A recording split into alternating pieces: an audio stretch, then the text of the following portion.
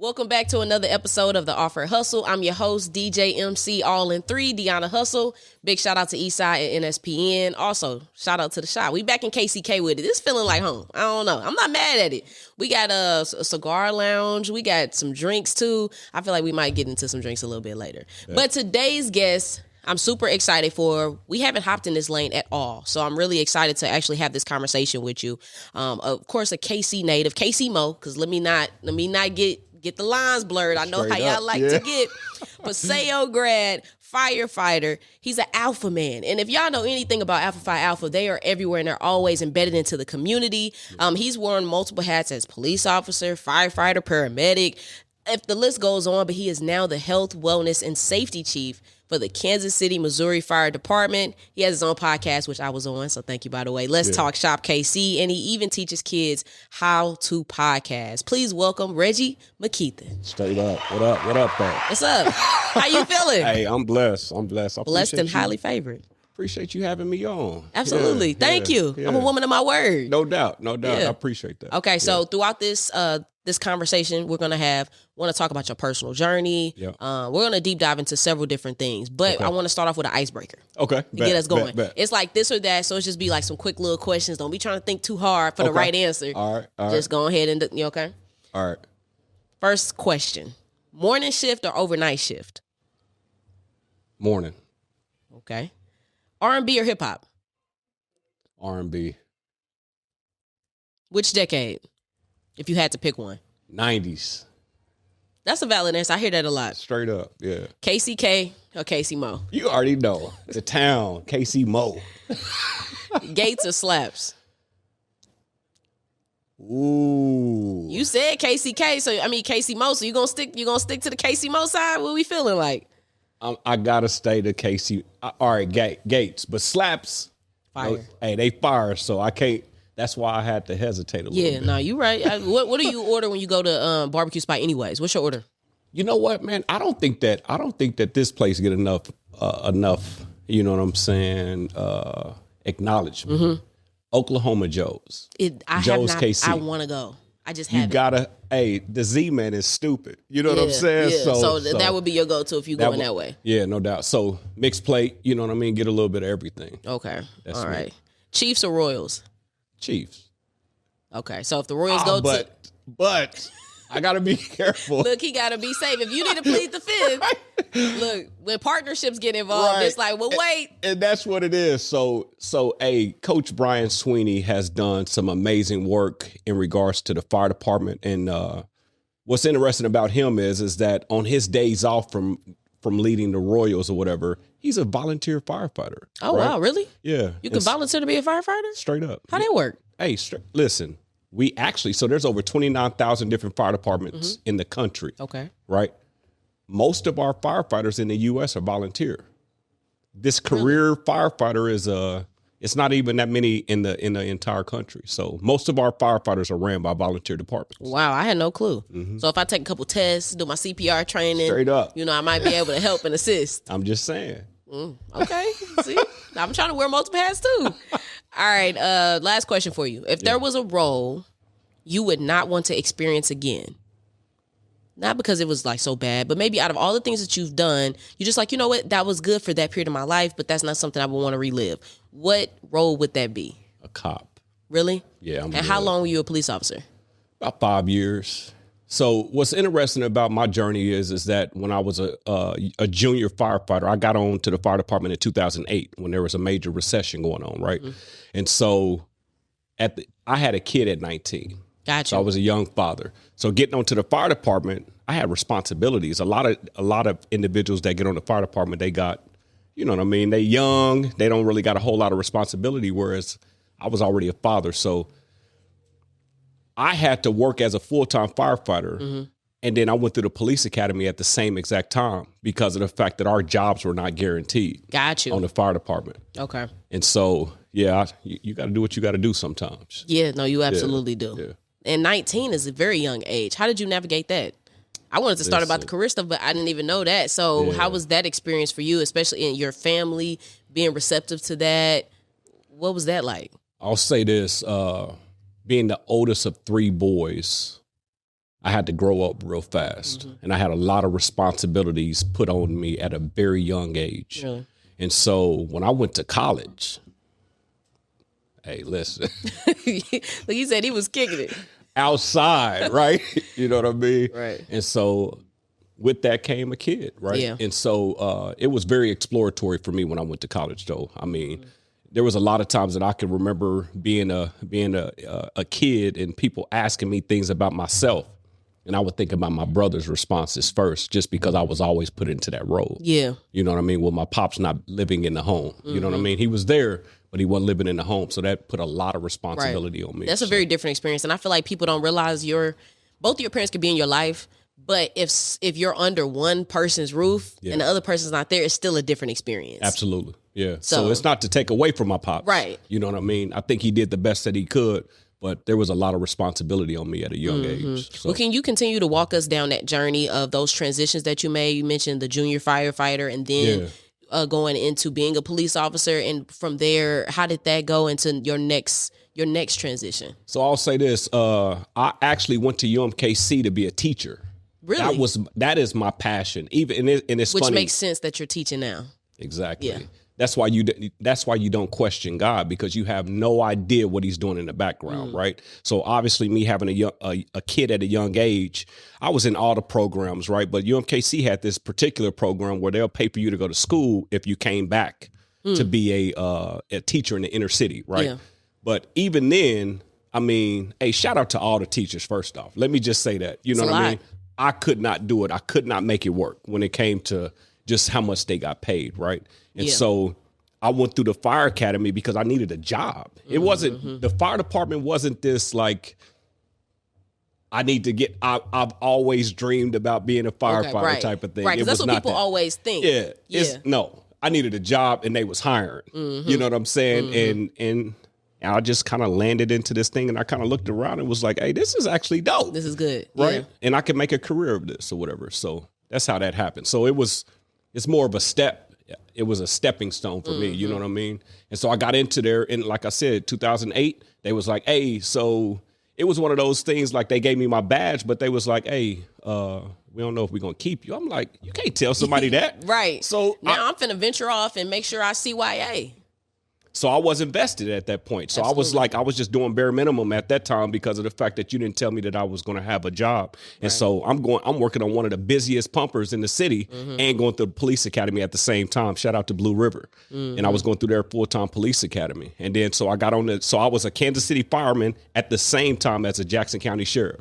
Wow. Okay. Right. Yeah. At the same time, I would have been a KCPD officer, but you can't work for KCFD and KCPD at the same time. Okay. Is it still that same way? Yeah, you can't do both. Okay. I understand the conflict and that makes a lot of sense. Yeah. Now, with you being a first responder, whether it was being that police officer or whether it's KCFD, there's a certain level of, I feel like it's a big level of selflessness that comes with that role. And I mentioned to you before how my dad's a police officer and he's been there for almost 30 years, if not already 30 years. Yeah. And so I know that is like a huge responsibility on you all's shoulder because you do have to walk into being a first responder as I may or may not make it home. Yeah. So what mentally was that transition for you coming into that of doing that? I know you catered and took care of your family, like as far as your brothers. So I know that you have that piece of, I'm gonna make sure my people good. Yeah. But how do you go from making sure my three brothers are good to making sure Kansas City is good?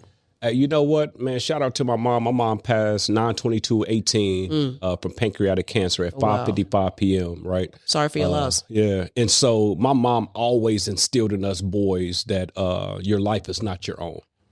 Is what she was saying. That's a song that you can Google it. You know what I mean? And the basic premise of it is that if you're only living life to your own selfishness or your own desires, then you're missing the meaning of life. Okay. So she instilled this in as young men. We knew about this, right? But the biggest thing is, man, I'm a black man in America. Right. You know what I'm saying? So it's like for you, it's already dangerous. Yeah, it's already dangerous. I mean, I hate to say it like that, but I'm saying like we've classified experiencing what's called trauma now, but that was just life for me in the projects. Right. We planned. I remember this vivid memory where me and my brothers is playing baseball in the middle of TB Watkins. You know what I mean?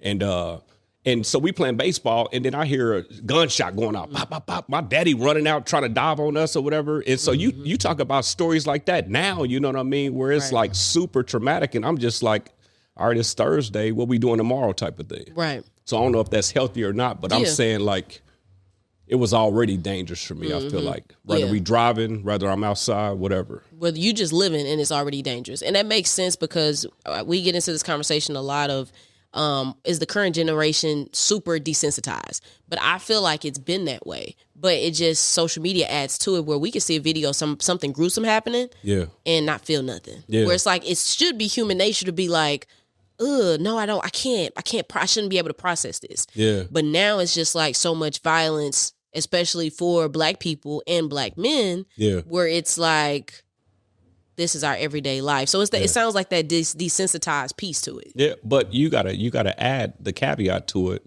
AI is challenging our perspectives in a lot of different ways. Yeah. You don't know what's real and what's fake now. So I think the biggest thing is that, and I think that's dangerous too, because you're looking at certain things and you should have raw emotion that accompanies some of the stuff that you're seeing or whatever. But when they're putting everything out there like it could be fake or whatever.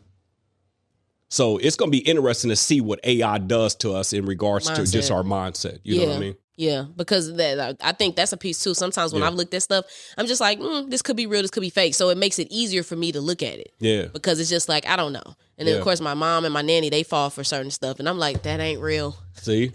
But think about that in regards to your brain, though, because there's no light switch. You know what I'm saying? So if you're programming your mind now to talk about what's real and what's fake, you're going to see something in front of you, and then your brain is going to be, is this real or is this fake? Whereas somebody that is not exposed to that, it's often it will immediately respond. Yeah. You see what I'm saying?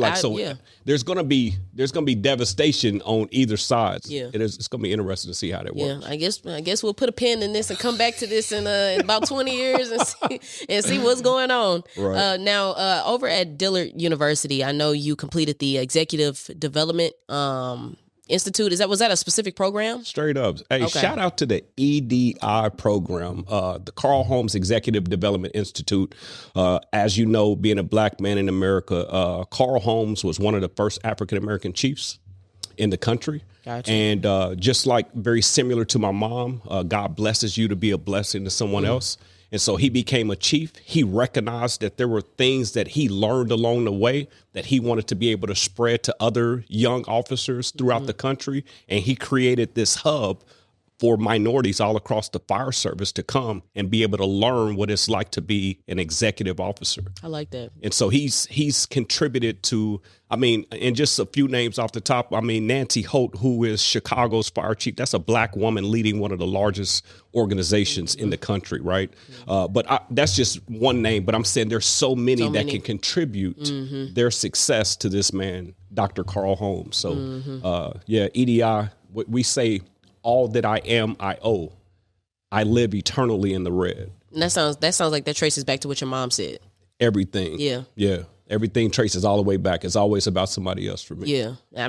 Being a first responder, that's off rip. Because regular, like I think to myself, when I was a kid, me and my dad used to watch Cops and stuff like that, like for fun, whatever. And so, I think at one point he was like, I thought you wanted to be a police officer. I'm like, I probably enjoy watching that with you and do those different things. Yeah. That wasn't necessarily for me because being the only child, I don't have that exact perspective, but I do have a perspective of leadership that makes sense. But you still have to have that piece that's like, you know what, I'm just not going to care. I'm going to go out here and do my job, and what happens, happens. Yeah, no doubt. So I understand. But it sounds like that program has impacted not just you, but other individuals too. And it sounds like kind of like the representation matters, or you got to give people the correct steps. Yeah. Because I feel like sometimes in society, society would be like, well, look at that little Black boy over there. He don't know what he's doing at the age of 20. Well, did anybody give him the tools? And it's like, it's not like people aren't capable. They just don't know. Hey, you own something, because I cannot sit before you and say that I had everything together at that young age. It was because of programs like EDI where I just thought that I was going to be a firefighter, right? How do you know that the executive positions, one that I'm sitting in now, are for us if you don't see representation there? Right. And so it's going to programs like that they, with the first title that they give you walking through the door is they say, hey, chief. And I'm like, whoa, hey, y'all messed up on y'all registration because I'm just a firefighter. Right. And they said, for now. So it's not what they call you, it's what you answer to type of thing. I like that. You know what I'm saying? Yeah. So from this is a 5-year program, but day one of this program, they call you chief. Mm-hmm. Deona, listen, I've been promoted 4 different times because of this program. Wow. 4 different times. And what I'm saying to you is that mentorship is invaluable because they were able to see through the hurdles, see through the hurt, see through all of the undesirable attributes of me at that time. You know what I'm saying? Yeah. And be able to see that there was purpose behind my pain and all of those things. You know what I mean? And so, mentorship, I don't care how busy I get in my life, you'll always see me doing some type of program because I owe it to give back what was given to me. Mm-hmm. And that sounds like exactly what you're doing right now. Oh, and I know you're being a Paseo grad. Shout out to Paseo, by the way. I love Paseo. We kick it. When we go to Paseo, we kick it. It's a good time. But with you also teaching kids how to podcast, you're in that teaching element. And it also sounds like some mentorship and you kind of being there for to help de-escalate issues. Could you talk to that? Yeah, no doubt. So, Paseo, shout out to Paseo. I created what's called the Forged for More program, right? And it's powered by Let's Talk Shop KC podcast, right? And what one of the teachers reached out to me and was like, hey, we see that you're talking to a lot of the members of the community. Right. Do you have any interest in talking to our kids in the same exact fashion, right? And so the program happened organically. There were challenges. We've had a couple different principal switches, but to God be the glory. Every person that sat in that leadership position recognized the need for my program in the school, right? And so it's a program that I go into and I ask for them to be as mature minded as possible. But I try my best to make it like for juniors and seniors or whatever the case might be. Right, because that's a better age for that understanding too. Yeah, because think about it. I mean, a freshman is 14 years old. Yeah. Right? Yeah. But there are some freshmen that's in the program that are doing really well with it. But the biggest thing with this program is that not only am I teaching them the art of podcasting, right? Mics, cameras, lights, and everything. What I'm teaching them is life skills that they're getting. Mm-hmm. Today's session revolved around conflict resolutions. And then just naturally, we talked about how to navigate your feelings when your mom is dead. There were 3 students in my class that directly dealt with their mom passing that I was able to speak to on experience versus just being able to say on page 6 this is what the manual says, right? You know what I'm saying? And and the thing about it is that, and this is, I would say this to parents, man. It shouldn't matter who delivers the message if your child benefits from that message, because sometimes people in your mentors could say something that maybe you as a parent have been saying, and it just resonates differently. Absolutely. But who cares, really, right? If the goal is success. You know what I'm saying? If the goal is success, who cares how the message is interpreted or is delivered, as long as your kid is benefiting? So I would just say that I'm not saying anything new to these kids, but I'm packaging the message a little differently, and we're putting it behind this podcast. But it was a lot of tears shed today. Well, that's good though. It's getting something out. It sounds like a little bit of healing and emotions that need to be let out anyway. No doubt. Yeah, for both me and for them. Well, that's good. Yeah, that's good. And then, like you mentioned, the message part. It's like same message, different font. Yeah, straight up. That's good. And I feel like we mentioned that here on this show too. Is sometimes it's the right message, wrong messenger. Because we've talked about certain celebrities that preach, hey, da da da da, and it's like we see, but then sometimes it's like, well, we see you doing this. It's just like if a pastor is getting in front of us, telling us all these things, but maybe they're living a completely different thing. It's kind of hard for you to follow what the message is, even though the message might be real. The message is, biblically factual. But if I don't see it coming out the right mouth, it's going, So that's good that you are having those type of conversations, because I know kids don't want to. I've told my mom before, I'm like, it's certain stuff that she's told me, but I had to hear it from somebody else. Yeah. Just even about being financially like smarter, wiser. Yeah. It's like I heard my mom say all my childhood, save money, do this. No, I heard her. They ain't save. I'm like, girl, right, I'll get it back. Then eventually, once I started getting around my friends and seeing how they were doing it, and they'll give me advice, I'm like, oh, you're right. Yeah. Mama, you was right. Yeah. I just didn't want to hear that out you. Just remember, the Bible says some plant, others water, but God gives increase. And what that means is that there's seasons in our lives, right? And sometimes during those seasons, somebody could say something to you that may not resonate now, but as my grandma would say, just keep on living. Yeah. Right? Because those seeds that were planted, you never know. Most of the time when it comes to gardening, you do a lot of the work this year that you may not even see the benefits starting to bloom until next year, right? Yeah. And so I would just say to any parent, when it comes to mentorship or when it comes to those things that need to be said, you might think that those words is falling on deaf ears or whatever, but you just never know where that plant or that seed that you may have poured in there, that if someone else coming in by way of mentorship waters it, and then you may see the results. You know what I'm saying? Yeah. And do you have a son or a daughter? I got 5 kids. Oh, you got 5 kids. Yeah. You got 5 kids. Straight up. Shout out to 5 kids. You got a full house over there. I do. So my oldest is 21. Okay. That's Xavier. Okay. Then I got an 18-year-old. That's Cammy. Okay. Hold on. Let me. I'm gonna do them in justice. They be like, we need our shout outs. Right. Hey, my oldest is doing the dang on thing, man. Going into the Kansas City Art Institute on a full ride scholarship. Oh, that's dope. Congrats. You know what I'm saying? Cammy, nursing scholarship down at what is that? Grambling State University. Oh yeah, down I love Grambling. That's straight dope. up. Okay. Yeah. And so my son, RJ, he carries my name. He's down in Dallas, just creating and finding himself. You know what I mean, Love with his that. mom or whatever. And then Langston and Arya live with me, and they're 10 and 7. Okay. So I got the older So you're doing set. it all over again. Please don't remind me. Them alphas, they be lit. You better watch out now. The full house. Right. Hey, but it's never a dull moment. Like I said, the older kids, they're at that age where they're not around as much, you know what I mean? Right. Especially them being in college or whatever, you know what I mean? Yeah. But the younger two, they definitely keep us busy. So what type of parent are you? Are you a chill? You having Xavier at 19, right? Yeah. At that point, of course, you're a different parent than what you are now. Yeah. And so if they were here today, your youngest and your oldest, what would they say is the biggest difference? They make fun of me, Deona, because of the fact that, being 19, you got to think about it. Shoot, I think I pledged when I was 24. So I'm like. So you didn't pledge to after. Yeah. So what I'm saying is that, man, I was young. They grew up with me, essentially, which is kind of funny because I grew up with my parents, but they grew up with me.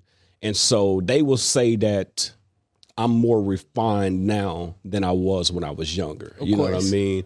I was quick to pop off. You know what I'm saying? So the youngest, so what I'm hearing is the youngest is getting grandparent treatment from you because you're super chill and you done been through all of that. Yeah. That's normally how it works out. Yeah.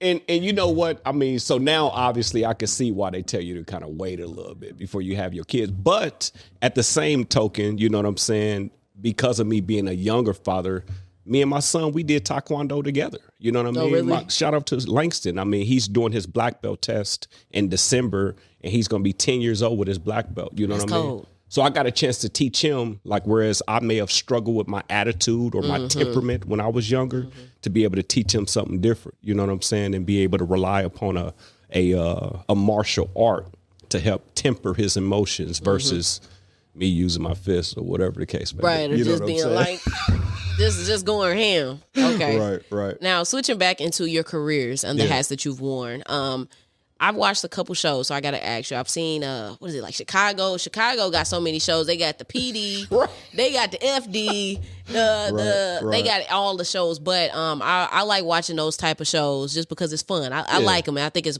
because of my dad and what he does. So with that, you see some things, drama. The drama is like, this is nowhere near real. Straight up. Has there been a show that you felt like at least aligns with maybe one of your roles as being a first responder? Like, do you even watch those type of shows? Because you live it, so you wouldn't want to go home and then watch it again. I do. I'll say this, that if there was a show, the Dispatch show, I forgot what it's called. It's like 911 or something like that. I love with Angela Bassett. Yeah. Oh, I love 911. Now, that show is ridiculous, but it's good. Of the shows that I've watched, yeah, I love that show. That's probably the most accurate because Hey, shout out to dispatchers, man. They do not get the credit that they deserve. Think about, and I'm going to just paint a picture for you just for a second, right? Because somebody will call 911 with their worst nightmare, give them all the information, and then as soon as they see what they call maybe help, whether it be a firefighter, an ambulance, and police, they just hang up. And then that just happens over and over again for these dispatchers. So they never get It's like closure. trauma. It's like trauma dumping. Literally. Like what the hell happened? Right. Right. Whereas even for me, I might have had to, make a difficult decision on scene, whether it be dealing with a kid or dealing with whatever. But at least I could start the process of grieving because of the fact that I've seen something final. Whereas with a dispatcher, they're calling us like, hey, what happened on that call? Right. So, but all the shows that I've seen, that's probably the most accurate. Hey, Chicago Fire it's crazy. They in there smoking. What the way we see, and what is it just called what do you all call it? Is it the station house? Like, how do you? Yeah, firehouse. Firehouse. I didn't know exactly how you all refer to it. Because, when we, from the outside, people would come up with their own type of thing that you guys might not even say. Yeah. So from what I be seeing on the shows, like, at least with 911, they was every night, the chief was making lasagna and stuff because they normally stay in. So how does that work? Because I've always wanted to know, like, do you guys just have, hey, we're working 3 days straight, we're just going to stay here and sleep here? Yeah. How does that normally work? So typically you work 24 hours on and you off for 48 hours. So 1 day on, 2 days off. Okay. Right. What's funny is that when I grew up, she bought a lot of processed stuff for us. You know what I mean? Just because she wasn't there a lot. So stuff that we can heat up, burritos, pizza, noodles, you know what I mean? And so if you think about it, when I got onto the fire department, they was like, hey, remember, your mama don't work here. And what they were saying is, hey, we don't care that you may not have learned how to cook. You about to learn how to cook. Today. Clean, all of that stuff. So, hey, remember, everything that you do at home happens at the firehouse, whether you're cooking, cleaning, or whatever. So, hey, some of the best chefs I know are firefighters. I've heard people say that. Straight up. I'm talking about you talk about freshman 15. Hey, listen, I gotta be running in them houses. Hey, you got to, so hey, the fire department, we got some, and I love that we was doing that at one period of time in our country where they was showing like some of the chef shows or whatever. And we actually had a firefighter that went to that show. Oh, really? Yeah, no doubt. From Kansas City? From Kansas City that went to that show to show them how to cook. I'm gonna have to check that out. Yeah, no doubt. So, I mean, I learned a lot about cooking and all that stuff when it came to just being able to live on your own. And stuff. I've always wanted to know how that works because with the show, of course, it's just like you guys are there. It sounds similar to nurses, where they have a schedule where they're like so many days out the week, and then where they're just 12 to 24 ish, and then they're off. You eat, sleep. Everything there is there. But the thing that I had to learn how to do, you know what I'm saying, is use your imagination. No matter what you're doing, you got 60 seconds to get your butt out. It's 60 seconds? 60 seconds. Sometimes 2 minutes. It depends on the nature of the call. Obviously, a fire is going to require a more immediate response, right? Versus, and I don't want to. A cat stuck in a tree. There you go. I like that. You know what I'm saying? Understood. Yeah, but regardless, we take our job very seriously, and you need to be able to get out the house pretty quick. So no matter what you're doing, you got to stop and be able to get to the fire truck to get out the house to make the time. So what do you, I don't want to, walk you back into your everyday life, but what are you grabbing? It's several things. I've seen a couple videos, but what are the essential things? Now, you gotta say everything, but what, since you say you have 60 seconds, what top of mind what happens as soon as that alarm goes off and it's like, oh shoot, say you already, like you got your clothes on, you good, you ate, whatever, but what all do you have to be like, oh, I gotta grab this before I hop in the truck? Well, first off, is that a loaded question? Yeah, because it depends on how you set your stuff up. You know what I'm saying? Okay. But basically, you want to make sure you got all your gear. Right. Because there's a lot of times because of us living in Kansas City, a lot of times you're going from one scene to the next scene. Gotcha. We're pretty busy. You know what I mean? So you don't get a chance to say, hey, I'm going to bring everything for a car wreck on this call. And then on the next call, I'm going to bring everything for this. No, you got to take everything that you need. So, think about it. Like, so if you're, I still remember getting deployed to Joplin when we had a tornado. That was a while ago. Yeah, so they didn't say, hey, go home, get everything packed up. Come back. Yeah. Grab what you can. Yeah. and we'll see you in a few days. Wow. You see what I'm saying? And so, I mean, shout out to all the first responders. You know what I mean? Obviously, I've been in the chief role since 2022, so I haven't been on the streets per se. But I always remember my leadership style is that I didn't want to be so far removed as a chief officer to where I didn't come back and help. Yeah. And so even as a chief officer, I'll still work shifts. That makes sense. As a medic. To be a part of it and be included. Yeah. Because if I'm going to be a part of the decision-making processes for anything, I want to make sure that I'm not making decisions blindly for the crews or whatever, that I could actually say that, hey, when we are doing this, it would be helpful if we could do this. You know what I mean? As opposed to when them. And disconnect between management and firefighter. Yeah. Now, anybody that's during that time period where you were chief, if there's one thing that one of them might say about you, about your style, about how, not just that, what you just mentioned, but something that's like, oh man, when it came to Reggie, you know, what was something that you felt like was like something that you really owned and honed in on that will carry and stick with them for the rest of their journey too? I'll say, man, that's loaded. Probably one of my proudest moments is being able to save the jobs of a lot of minorities. Obviously, being in Kansas City, we have a system that was unaccredited for many years, and I don't even know where they stand at now or whatever, so I can't articulate that. But obviously, having firefighters potentially coming from that particular situation, is safe to say that they probably haven't developed study skills and habits that will help them be able to become firefighters, right? And so there was a situation where my fire chief and those above me that shifted individuals that needed help passing their written examinations, and they sent them to me, and they struggled before coming to me, whereas I was able to simplify the I will say, the learning of information or consuming a large amount of information in a short period of time, and then being able to regurgitate that same information, which we now call taking a written test, right? And so I was able to save their jobs, and that's why I was saying I couldn't put those shade at the Royals pitching coach, because now my name is on a plaque out there at the Royal Stadium. Yeah, you definitely can't do that. You know what I'm saying? Be taken down tomorrow. Right. So they recognize me being able to do that, and which now, you know, what's crazy is that all of that developed because of the fact that I know that I needed something different when it came to consuming information or studying or whatever. So I feel like a lot of people that are doing these magnificent things, they're just being the change that they wanted to see. You know what I'm saying? So now my book is almost complete. Okay. Where I'm teaching other individuals or other firemen or other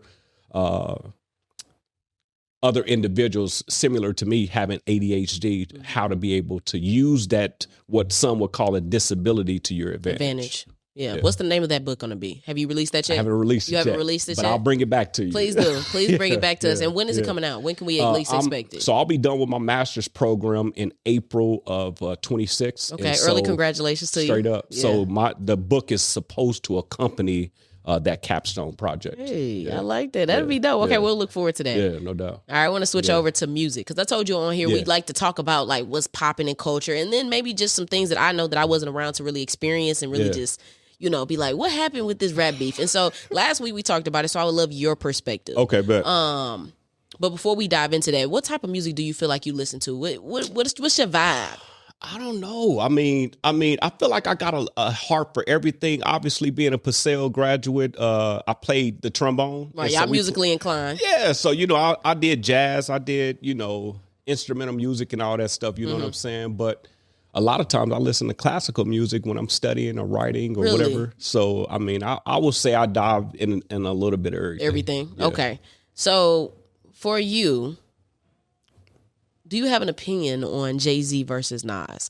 I asked this on my last episode because, I mean, I was born in 96. Yeah. I don't know nothing about that. That ain't got nothing to do with me. I don't know nothing about nothing, but I do know what I've heard. Yeah. But I would love your opinion on was New York rap even, I mean, well, not New York rap, but I mean, the mecca of hip hop even a big deal in Kansas City? Yeah. I would say it depends on your lens. You know what I'm saying? Because I'm saying Nas because of the fact that I love the underdog story.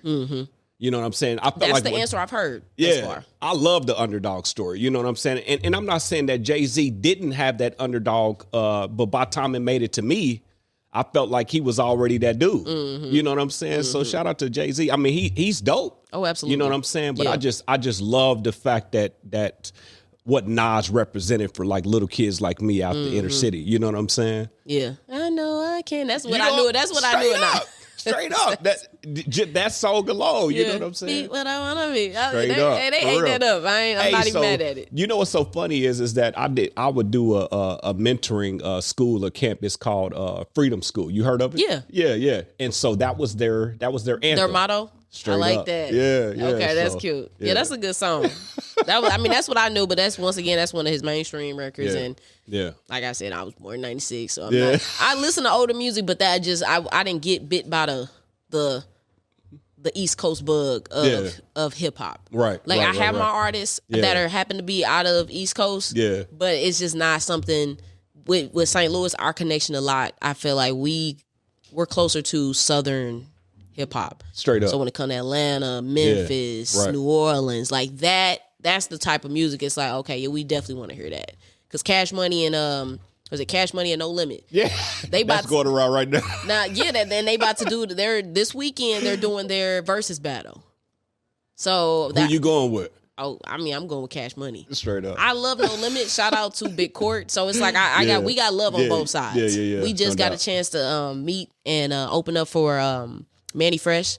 So that was a dope experience. Meeting him was cool. And of course, like I said, Big Court has done some major things, and he's a part of No Limit. And then, of course, him and Master P, just a lot of legacy that's been built within that. Yeah. But I mean, I wasn't listening to that. Yeah, no doubt. I was listening to Wayne and them. I was hearing those type of joints. Like I said, because that was just more of the vibe that I was listening to. So I think Cash Money gone. Yeah. I think Cash Money got the victory. Yeah. Do you have an opinion on that? I'm with you. Cash Money. Cash Money. You know, I'm like you said, shout out to Big Court. Absolutely. Hey, he won the People's Choice Awards. He came in and killed it. You know what I mean? Yeah. And so obviously I pray that there's some type of collaboration between he and I, you know what I'm saying, to be able to do some big things in Kansas City. You know what I'm saying? Yeah. So, I like that. Okay. Yeah. All right. Now I'm going to name off some random things, and you just got to tell me the first thing that comes to mind. Okay, bet. KCFD.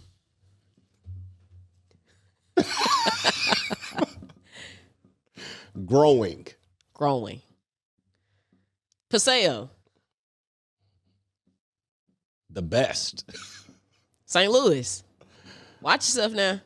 Down there. That was good. I'm going to start asking people this. And then, that's going to be funny. You actually already kind of mentioned this. Nas. The truth. Alpha Phi Alpha. The first. Yeah. The first and the coldest. Shout out to y'all. You know what I'm saying? Straight up. See, you pass without stumbling. Sometimes people be like, give me a second. Right. Let's run it back. Run the tape back. All those different things. I want to chime back in on your journey in the hats that you've worn. Yeah. What has been the most fulfilling thus far? Teaching. Listen, I mean, I just think about that scripture. He says that my thoughts are not your thoughts and my ways are higher than your ways. And so when I stepped away from teaching, when I knew that I had a God-given ability to do such a thing, I was hurt. Really? But you think about, as a man, my first ministry is my family. So I had a kid and I had to be a provider because of the fact that obviously with my childhood, it was super important that I was a provider, right? Yeah. And so being able to walk away from that, it's very interesting that when God said, trust me, and then to think about 10 years later, here it is that I've been placed in a situation where I was an educator within the fire department, right? And so who knows what God is doing? You know what I'm saying?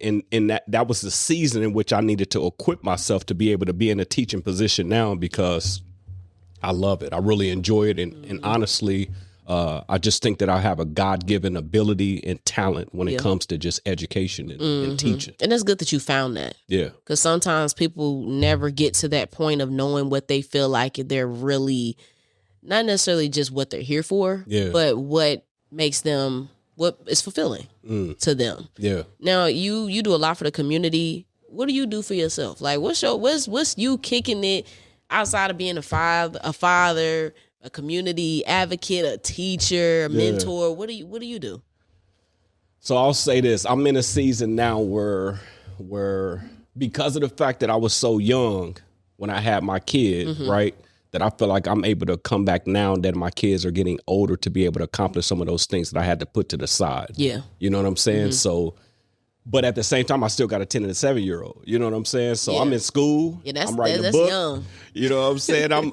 I'm the health, wellness, and safety chief, which is multifaceted. You know what I'm saying? So if I do get a second, man, I'm gonna ride my motorcycle. Okay. If I do get a second, I might go golf with a couple friends. You know what I mean? What's your handicap?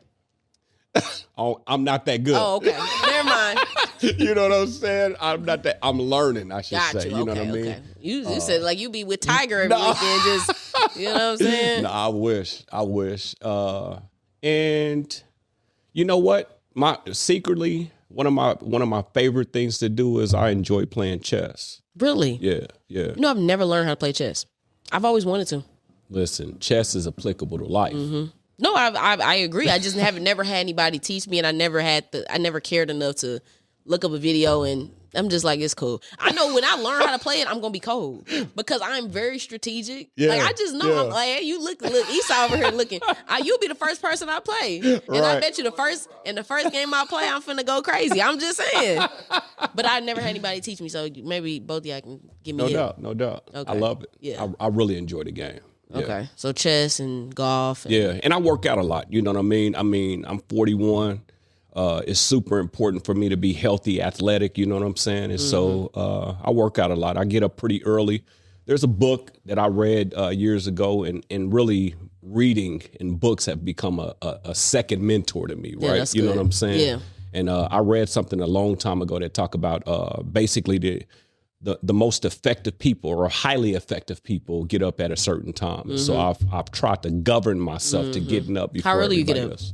At least 4, sometimes 5 o'clock in the morning. I've always, I get up like that right now. But before then, I mean, I wouldn't have done that. Like, I barely wanted to get up at 8 o'clock. So, but I normally always did. I'm a late owl. Yeah. So I always had my classes late. Yeah. Everything was just always late. I never did anything early until I started working the morning show. Yeah. So I wake up now at 4 in the morning. But if you tell me to wake up early to go to the gym, I look at you like you're crazy. But I always hear people that, especially that might be older than me, that get into that routine of them waking up early to go to the gym. And I just don't know I don't know if that's for me. I'm trying to, waking up that early, I can go to the gym after. Yeah. But that early, but I always hear it's a good thing. I promise you, it was life-changing to me. You know what I'm saying? I mean, you gotta, what's interesting is that there's been different seasons of my life, right? And then during the season where my mom passed and I was looking for purpose and looking for God and all of those things, man, I actually went to a facility and being an inpatient facility to be able to almost recalibrate life for me. You understand what I'm saying? And understand what purpose meant, right? Yeah. And what's interesting about when you go into a mental health facility like that, and in this particular facility, shout out to Valor, you know what I mean? They only tend to firefighters, police officers, and military personnel. Oh, that's good. Because it's the same type of trauma in a sense. Absolutely. Yeah. You know what I mean? But it was 3 things that they gave me when I went into there, and I thought it was real interesting when you talk about recalibrating life. They gave me a Bible, they gave me a journal, and then they gave me a gym membership. Right? And so you think about, like, what are those things to you in regards to just being able to balance everyday life? And so even, I don't care how busy I get, I make sure that I make room for those 3 things because it helps keep me centered. I agree with that. I think you have to have your things that keep you centered. And I think you at least need to have 2 of those 3 to function okay. Because if you're not, because I find myself at times when I feel like I'm just working, tired, going to sleep, napping, whatever. It's just like I'm not in the gym. So I'm not, my body's not active enough. And then if I feel like I'm not going to church, whether that's in person or online, I feel like I'm not as centered. So that makes sense because when you have something that you can that can reset you every week, your life, you would hope The hope is that things would be a little bit better and smoother. I'm trying to tell you. So I think that's very valid. Yeah. Before you go, I want to ask you, was there a moment that you had when you were working, I've been saying it all day, the multiple hats. Yeah. Whether that was at the fire department, whether that was as a police officer, as chief, was there a moment that you had that was a crazy moment when you might have had an incident or maybe something that you were in the middle of? The sirens went off and you're at a scene of something that was just really, you were taken aback about it, or you got to pick a moment that you felt like was slightly embarrassing, like a funny moment where you was like, oh, I grabbed the wrong thing and everybody was looking at me crazy. You know what?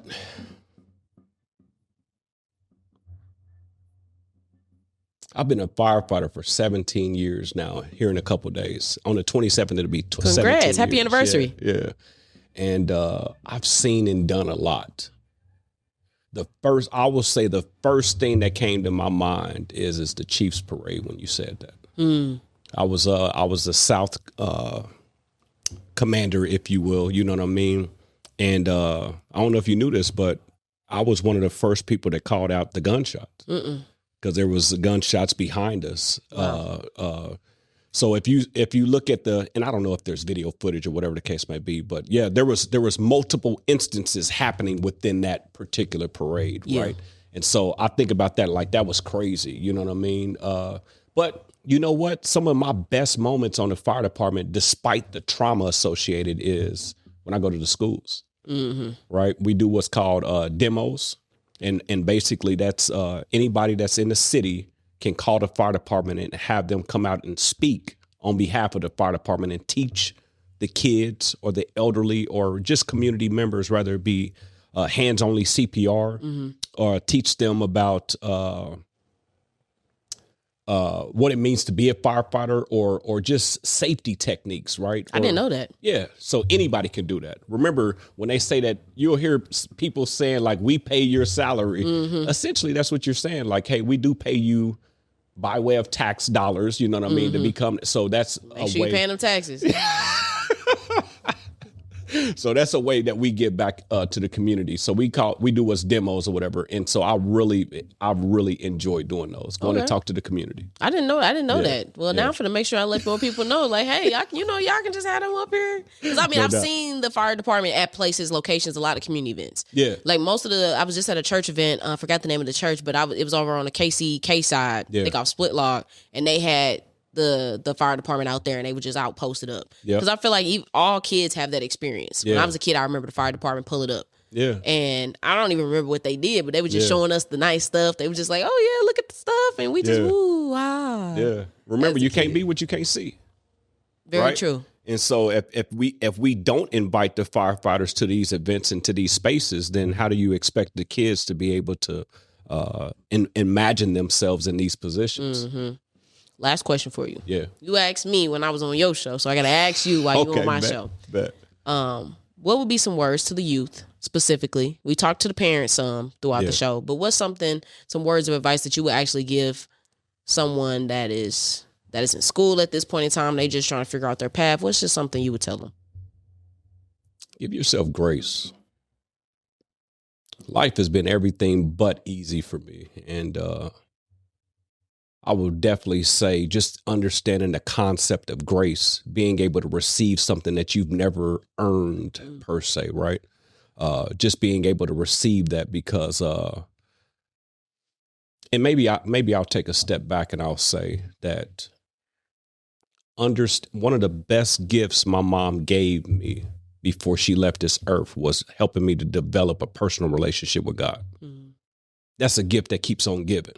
Right? Whether she's here or not, me continuing that to being able to make that relationship my own has carried me through some very challenging and difficult times. Right. And so when I say give yourself grace, the same person you're going to be at a young age may not be the person that you be at 21 or 31. And there's a reason that the windshield is bigger than your rearview mirror. Because if you stay in your rearview mirror too long, then you will miss out on what's ahead of you. I love that. Yeah. That was perfect. Drop the mic on that. We got to throw the mic at that. Okay. He's like, I'm done.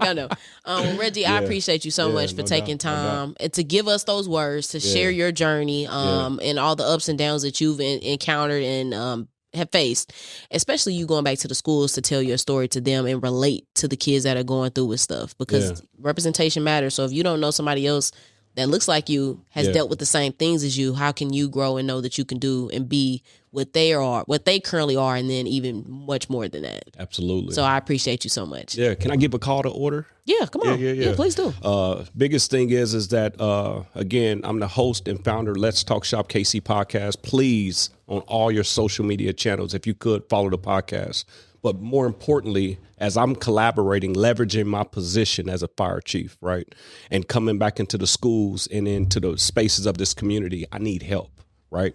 Whether you can be a mentor for me, whether you're able to help with the defining articles of an organization, whether it be a 501c3, whether it be website development, whether it be grants or any of those things, I need a team of individuals to be able to help me do this work, because everything about my podcast is changing this community one conversation at a time. So it's not about me, but it's about the kids and it's about the young people. Yeah. And so if you have a heart for giving, or if you have a heart for being able to put somebody else's desires before your own, very similar to Christ, if you could team up with my ministry, that's exactly what I do. It's a ministry. It's a lifestyle, right? Let's Talk Shop KC podcast. Reach out to me. Let's Talk Shop KC podcast, all social media platforms. And if you could send me an email, let's talk shop KC@gmail.com. Thank you. Go ahead and send that email. Yeah. Appreciate you.